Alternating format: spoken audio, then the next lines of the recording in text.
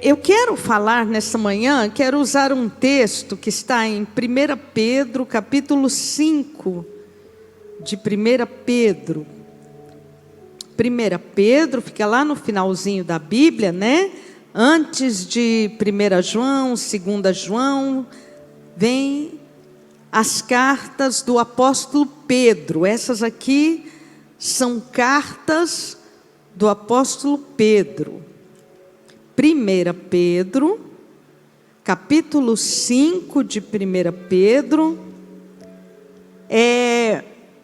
Eu vou começar no versículo 6 de 1 Pedro. Tem muita coisa para a gente aprender, tem muita coisa que eu quero pelo menos falar um pouquinho sobre isso aqui pela manhã. Vamos ler, né?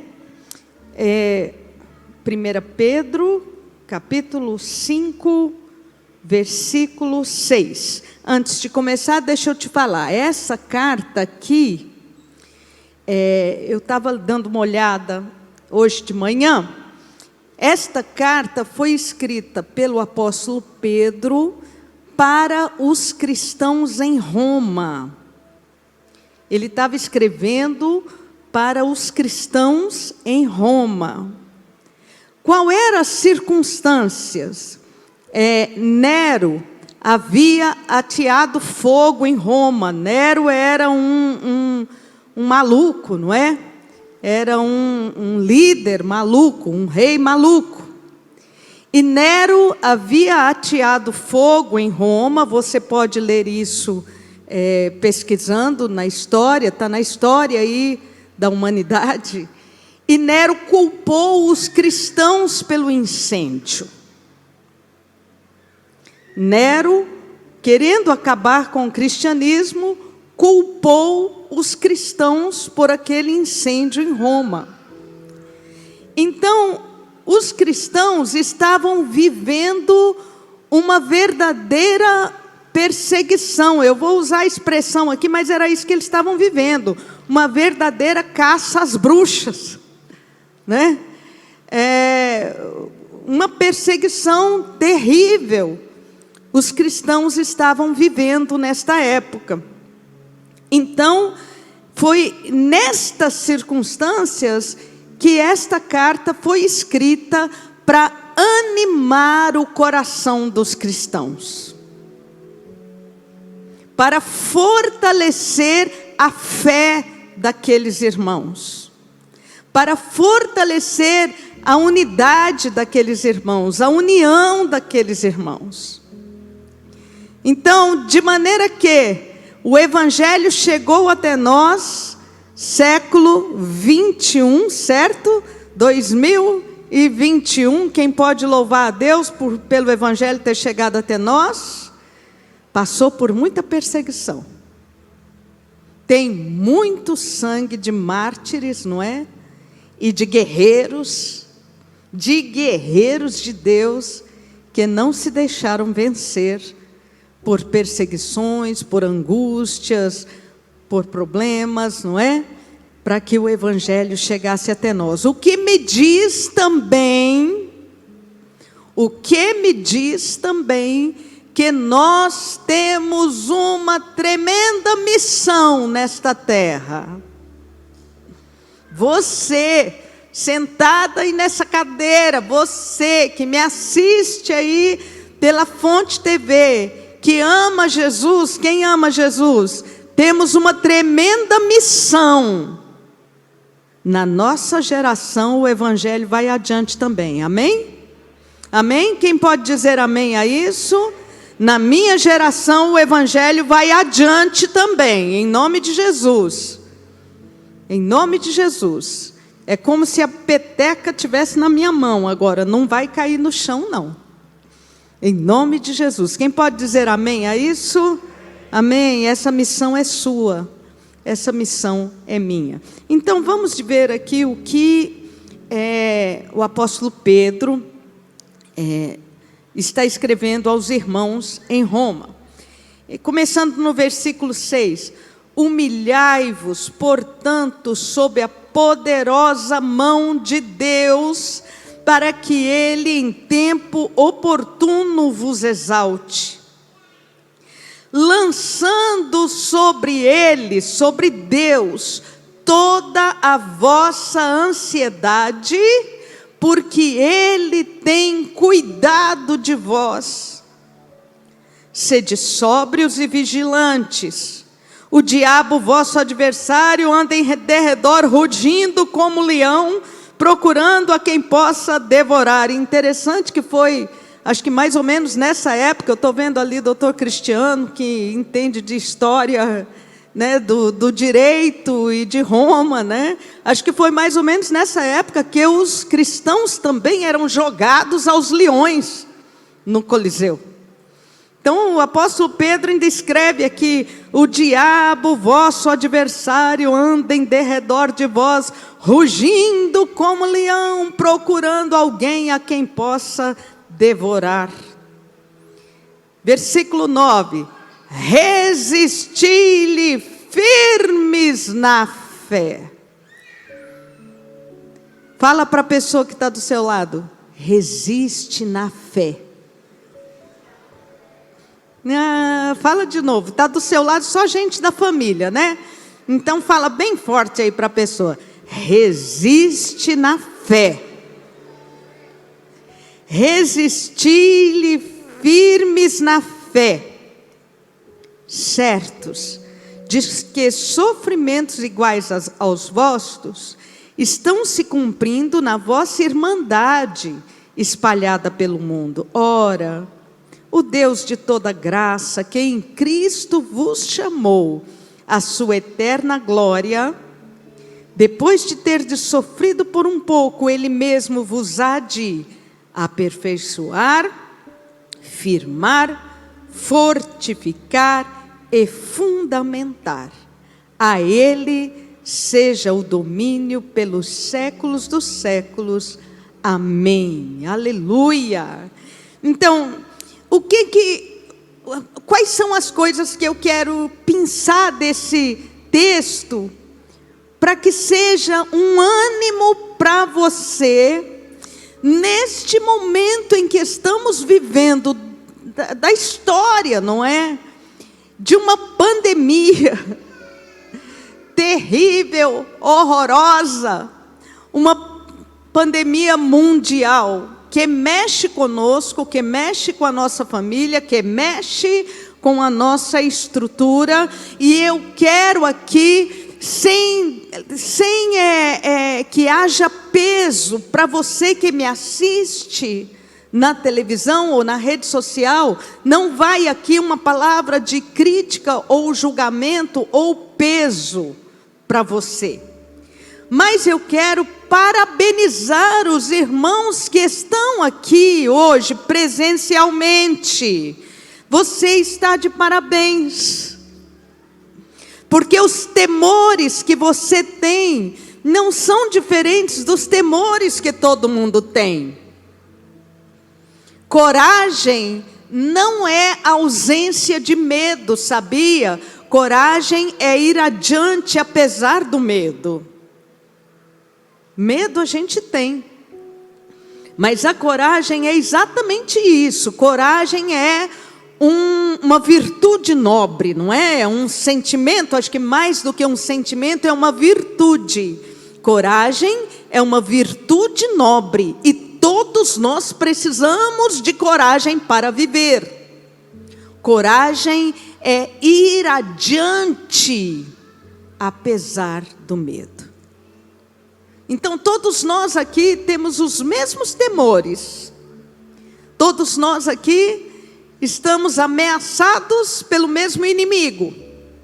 É um inimigo comum.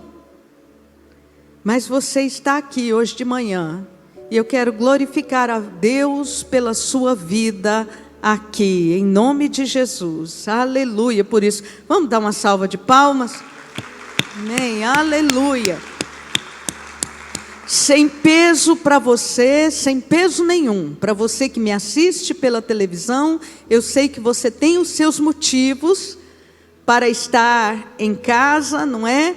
E existem as pessoas chamadas grupo de risco, e você que é grupo de risco, mesmo já vacinadinho, né? Mesmo já vacinadinha, tem o pessoal aí, né, eu acho que agora já é 60 mais, não é? Que está vacinado, né? Então, abençoado em nome de Jesus. Mas se sente de ficar em casa, eu não quero trazer um peso para você. Desde que você esteja com a gente na Fonte TV, tá bom? Então tá bom, vamos lá. Primeira coisa, versículo 10. Você pode jogar o versículo 10 aqui na tela para mim? Ora, o Deus de toda graça, que em Cristo Jesus vos chamou à sua eterna glória. Você é chamado por Deus. Você é chamada por Deus. Você tem uma missão nesta terra. Deus tem confiado missão a você. Deus tem te chamado para ser um agente da glória de Deus neste mundo. Deus tem te chamado para isso. Você não vive para você mesmo, você vive para a glória de Deus. Eu não vivo para mim mesma, eu vivo para a glória de Deus. Você pode levantar a sua mão aí, acompanhando comigo em casa, no hospital. Levanta a sua mão e diga: eu vivo para a glória de Deus. Deus tem nos chamado a isso. Não existe perseguição nesta terra que possa roubar isso de você. Não existe problema nesta terra que possa roubar isso de você. Deus tem te chamado para a glória dEle. Estamos neste mundo, sujeitos às dificuldades desse mundo, aos problemas deste mundo. Se beliscar você aí, você vai sentir dor e vai dar uma bronca em quem beliscou, com razão. Com razão. Você é gente, não é? Por que está me beliscando aqui? Qual o problema? Somos gente, somos humanos, temos nossas ações e reações, mas vivemos para a glória de Deus. Ele nos chamou, o Deus de toda graça, nos chamou em Cristo para a sua eterna glória. Não perca isso de vista. Segunda coisa que aprendemos aqui: humilhai-vos, portanto. Está no versículo 6. Humilhai-vos, portanto, sob a poderosa mão de Deus. Bispa, mas você já não disse que esta carta foi escrita aos irmãos em Roma e eles não estavam passando por uma perseguição terrível? Como é que o apóstolo Pedro diz a eles aqui: humilhai-vos, portanto, sob a poderosa mão de Deus? Meu querido irmão, existe uma diferença muito grande, entre a gente passar por problemas, passar por dificuldades, passar por perseguição. Alguém aqui já se sentiu perseguido? No trabalho, injustiçado, na família, o que é pior, né, gente? Se sentir perseguido na família. Tem alguma coisa que grita dentro da gente. E o que essa coisa grita dentro da gente? Injustiça. Como é que eu posso estar passando por uma coisa dessas? Nessas alturas do campeonato, por que Deus permitiu uma coisa dessa para mim? Os irmãos lá em Roma, acho que não estavam sentindo diferente disso, não. injustiça. Por que Deus permitiu uma coisa dessa? Afinal de contas, não estamos servindo a Deus. E muitas vezes, quando estamos num problema desses, numa dificuldade dessas, numa situação dessa, esta voz interior que grita, que diz: isso é injustiça, eu não mereço isso, nos leva a levantar a nossa, nos levantarmos contra o próprio Deus. Nos leva a nos magoarmos contra o próprio Deus. É comum isso acontecer. Então, o apóstolo Pedro, quando escreveu isso aqui, inspirado pelo Espírito Santo, ele está escrevendo exatamente para você, que passa por problemas, que passa por situações que você mesmo não entende. Ele está te dizendo: apesar de você não entender, humilhe-se na presença de Deus, porque Ele permanece no seu trono. Nós vivemos debaixo da graça de Deus. Nós vivemos na era do Espírito Santo. Nós vivemos na era do Senhor Jesus Cristo. E muitas vezes nós nos esquecemos que Deus permanece no seu trono. Ele não tem que dar satisfação para você. Deus não tem que dar satisfação para você. Por que está acontecendo comigo? Deus não responde esse tipo de questionamento. Eu não mereço isso. A resposta continua sendo nada. Quem aqui já falou isso para Deus e ficou sem resposta nenhuma? Eu também. Eu também. Já chorei diante de Deus, falando: não mereço isso, Deus. Não mereço. E a resposta foi, zero. Nada. Por quê? Ele continua no seu trono e eu tenho que saber isso.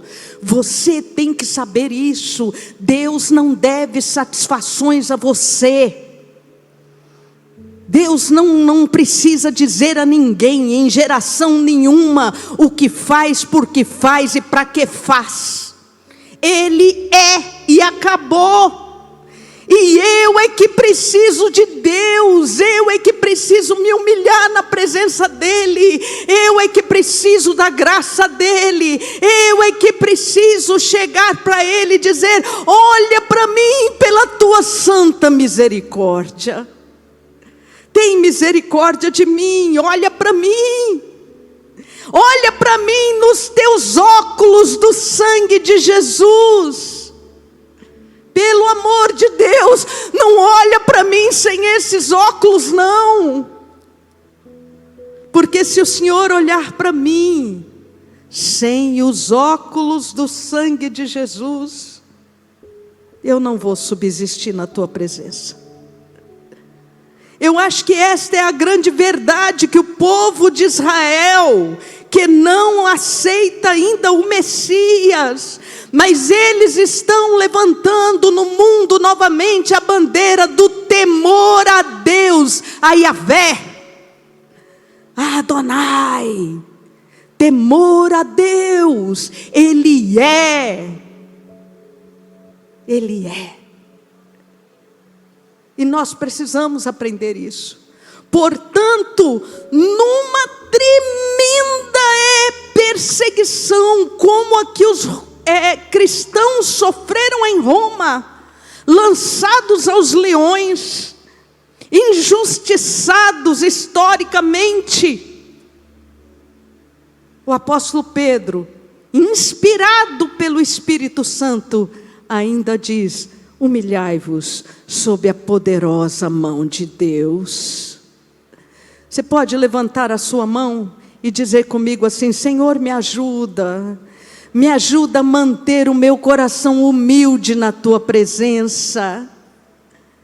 Me ajuda a manter o coração humilde na Tua presença. Esse é um aspecto apenas da verdade. Eu estou aqui querendo e vou tentar aqui mostrar os dois aspectos da verdade, os dois lados da moeda. Um é exatamente esse: humilhai-vos diante da poderosa mão de Deus. Isso é voluntário, viu? Isso não depende de sentimento, depende de razão. É cabeça, é razão. Eu faço com a minha vontade e faço porque quero. Isso é intencional, é voluntário.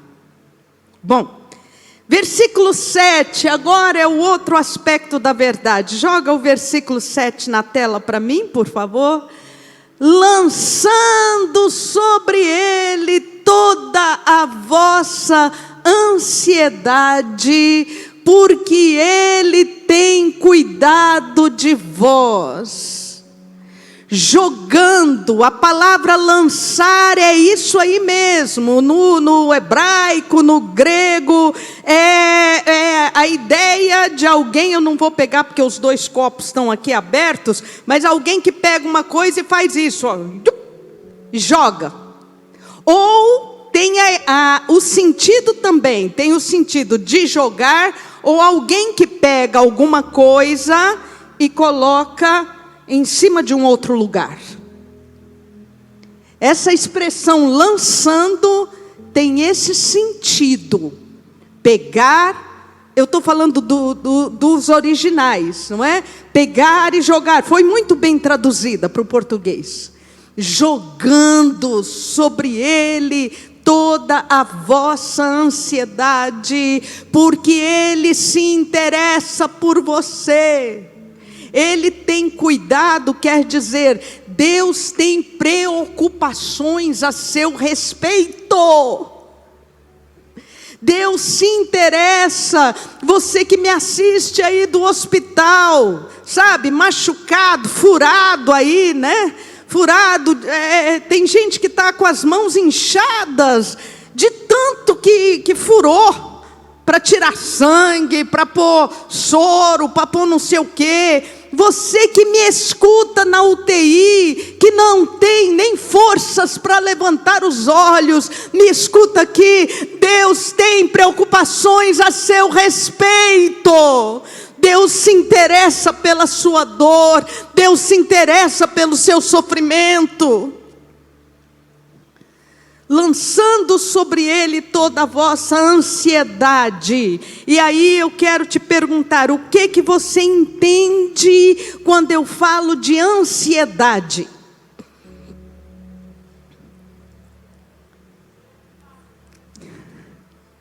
O que você entende? O que é a ansiedade para você? Quem aqui já sofreu de ansiedade? Levanta a mão, quem já sofreu de ansiedade. Então, eu acho que tem algumas pessoas que são mais tranquilas, né? Tem aquelas pessoas assim, ó, se a água correr para cá tá bom, se a água correr para cá tá legal, né? Tem gente que é desse jeito, a água correu para cima, tá bom, correu para baixo, tá bom. Hoje em dia eu acho que esse tipo de pessoa é muito raro. É muito raro. Quem aqui já sentou e ficou com o pé assim, ó? Não, você não, de jeito nenhum, né? Quem já sentiu uma chaleira no peito, aqui, ó, assim, meio no estômago, uma chaleira aqui. Quem já foi dormir e não conseguiu desligar a cabeça? Deitou no travesseiro e a cabeça borbulhando, e você põe a mão na cabeça e fala assim: meu Deus do céu, eu preciso dormir, meu Deus, me ajuda. Ninguém, né? Ninguém aqui, ninguém teve azia, não, gente. Azia. Ninguém sentou para almoçar, né? Sentou para almoçar e comeu assim, ó, aqui é a pratada em 5 minutos. Ninguém te falou isso, não? Pura ansiedade. Pura ansiedade. Ansiedade é um transtorno, né, comum. Eu não estou falando de transtorno, não. Porque para mim, quando chega no transtorno de ansiedade, é como se a gente estivesse numa piscina.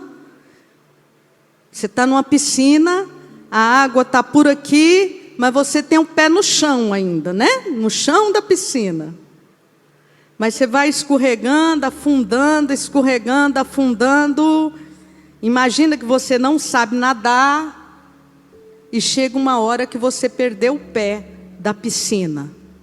E aí você começa a se debater. Isso é transtorno de ansiedade. Talvez a doença mais comum dos nossos dias. Enfermidade mais comum dos nossos dias. Causa angústia, perda de energia, porque a pessoa ansiosa gasta uma energia muito maior, mexe com a fisiologia do seu corpo, você tem respostas fisiológicas e adoece fisicamente. Ansiedade. Lançando sobre ele toda a vossa ansiedade. Eu vou mudar a palavra um pouquinho. Eu vou tentar fazer uma espécie de progressão. Lançando sobre ele toda a sua contrariedade. Né? Ficou contrariado. Joga sobre ele. Lançando sobre ele toda a sua preocupação. De contrariedade passou a preocupação. Joga sobre ele. Lançando sobre ele toda a sua ansiedade. Já é aquela coisa mais pesada, mais difícil, que tira o sono, que dá azia, essas coisas aí que você conhece. Lançando sobre ele toda a sua ansiedade. Mais um passo, lançando sobre ele o seu medo. Aquilo que te causa medo. O que é que te causa medo? Do que você tem medo? Lançando sobre ele aquilo que te causa medo. Mais um passo, lançando sobre ele o seu pavor. Você viu que é uma progressão e pode chegar no pavor? Pode chegar numa angústia extrema. Bispa, como é que eu faço isso, bispa? Lançando sobre ele toda a nossa ansiedade. Bispa, como é que é possível isso? Como é que pode ser isso? Queridos, eu falei sobre reconhecer a Deus. Reconhecer a Deus. Eu vou falar mais para frente um pouquinho desse reconhecimento de Deus. Mas eu quero parar aqui, nesse quadro que eu pintei, e fazer uma pergunta nada a ver para você, tá bom? Vou fazer uma pergunta para você que está em casa também, nada a ver. Você já parou para perceber as perguntas de Jesus? Quem Quem aqui já parou para perceber, para pensar, leu, estudou e parou para pensar nas perguntas de Jesus? Tem pergunta que Jesus faz que a gente fala assim, ué, mas por que ele fez essa pergunta? Vamos ver uma pergunta que Jesus fez? Marcos capítulo 10, vai lá para Marcos capítulo 10.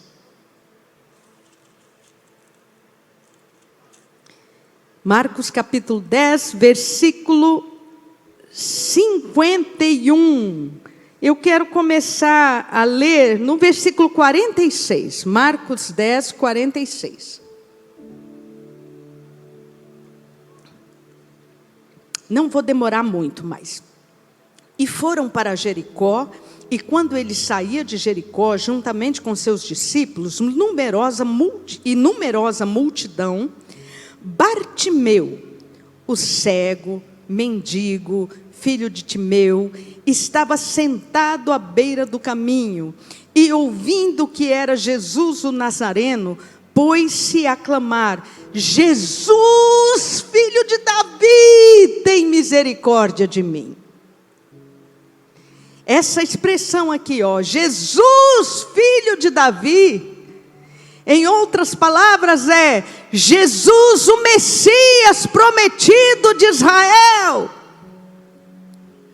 Jesus, o Senhor que havia de vir. Estava tudo embutido aqui, nesse Jesus, filho de Davi.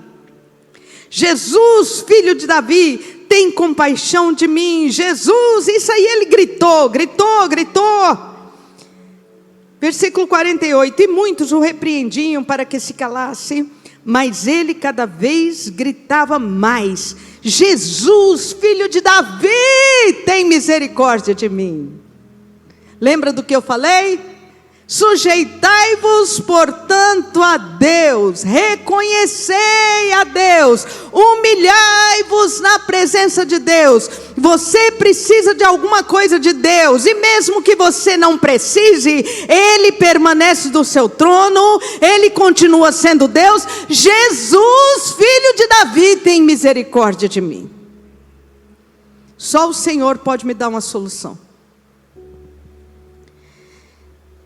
E muitos o repreendiam para que se calasse, mas ele gritava cada vez mais forte, Jesus, filho de Davi, tem misericórdia de mim. Parou Jesus e disse, chamai-o. Chamaram-no então, dizendo, tem bom ânimo, levanta-te, o mestre te chama. Versículo 50, ele lançando de si a capa, levantou-se de um salto, e alguém deve ter guiado ele foi até Jesus. Versículo 51, aí é que eu quero que você para, e olhe para aí, olha só, perguntou-lhe Jesus, o que queres que eu te faça?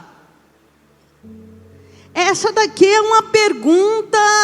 Eu sublinhei em toda a Bíblia minha, tem eu pus em volta da pergunta uma marca vermelha. Em toda a Bíblia minha. O que queres que eu te faça? Não é óbvio? Poxa, o homem gritou, Jesus, filho de Davi, tem misericórdia de mim. O que queres que eu te faça? A mulher samaritana, Jesus começa a conversa com ela, aí de repente Jesus vira para ela e fala assim, vai lá e chama teu marido.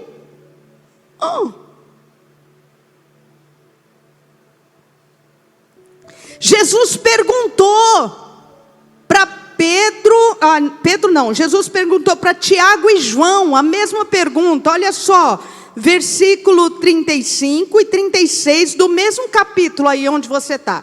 Então se aproximaram dele Tiago e João, filho de Zebedeu, dizendo-lhe, mestre, queremos que nos conceda o que te vamos pedir.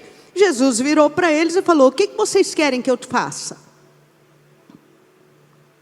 Essa pergunta não é porque Jesus vai fazer aquilo que você quer, da maneira que você quer, porque Jesus é Deus, e Ele continua soberano, não tem que dar satisfação a ninguém.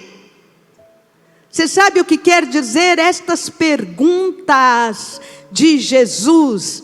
Ele tem cuidado, Ele quer ouvir você. Para jogar ansiedade sobre Ele, você tem que falar. Você tem que falar. Para jogar os seus problemas sobre Ele, você tem que falar.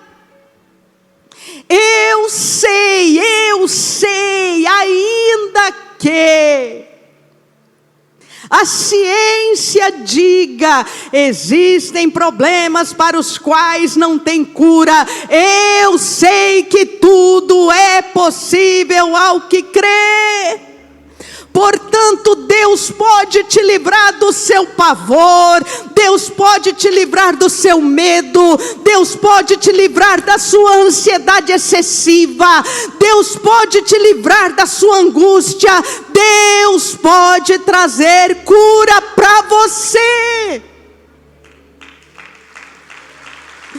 Mas para isso é preciso você falar. O que está doendo? Qual é a sua dor? Qual é o seu medo? O que te incomoda? Qual é a sua angústia? Nós precisamos falar. Espera aí, mas Deus não sabe todas as coisas? Com certeza. Ele sabe até o que você vai falar. Com certeza, mas Ele quer abrir o seu coração e tirar este veneno que está aí dentro do seu coração, que está te angustiando a cada dia. E só tem uma maneira de sair: falando. Falando. Não tem outra maneira de sair. Não tem. É por isso que hoje em dia existem muitas pessoas, coaching, mentores, psicólogos, que estão falando no benefício da meditação. Está na moda. É só você abrir aí alguma coisa no sentido de cura emocional, você vai ouvir falar sobre meditação. O que o pessoal chama de meditação, eu chamo de oração. Oração. O que é isso, bispa? Feche os seus olhos. Feche os seus olhos. Foque em Deus. Feche os seus olhos. Mantenha seu foco em Deus. Ainda que você tenha que perder aí alguns minutos, porque a sua mente está muito bombardeada, mas mantenha seu foco em Deus. Respire fundo, respira, vai. Respira bem fundo, o mais fundo que você pode. Mantenha o foco em Deus. E aí, diga para Deus, diga audivelmente o que você quer, o que angustia a sua alma, qual é a sua preocupação, qual é a sua tristeza. Diga para Ele, diga: eu não consigo vencer se o Senhor não me ajudar. Eu já tentei. isso pode voltar aqui para mim. Eu sei que é uma delícia a gente fazer isso, mas é isso que o Mateus está dizendo. Entra no seu quarto, fecha a sua porta e orarás ao teu Pai que está no céu. E teu Pai que está no céu te ouvirá e te recompensará. Me dá uma coisa aí que eu possa jogar, por favor. Tira a água desse negócio aqui para mim, por favor. Mas joga aí em qualquer cantinho, me dá um copo vazio, por favor. Ou um papel, pode ser, Bispo Davi, pega um papel, amassa e me dá aqui. Isso, me dá aqui o papel, não precisa o copinho não. Tá bom, Tá, mas esse aqui tá bom. Aqui, ó, minha ansiedade aqui.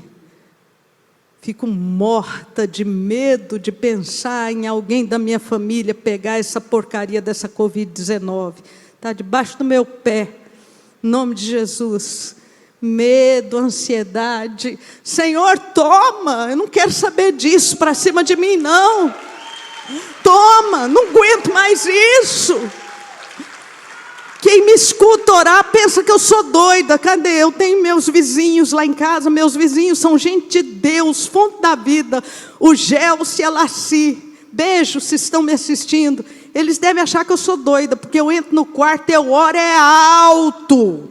O apóstolo vira para mim e fala assim: lá do outro lado estão ouvindo você orar. E eu não quero nem saber. Eu oro alto, porque eu estou pegando essa ansiedade, estou jogando diante de Deus. Não quero saber disso dentro do meu coração, não. Essa dor que me angustia.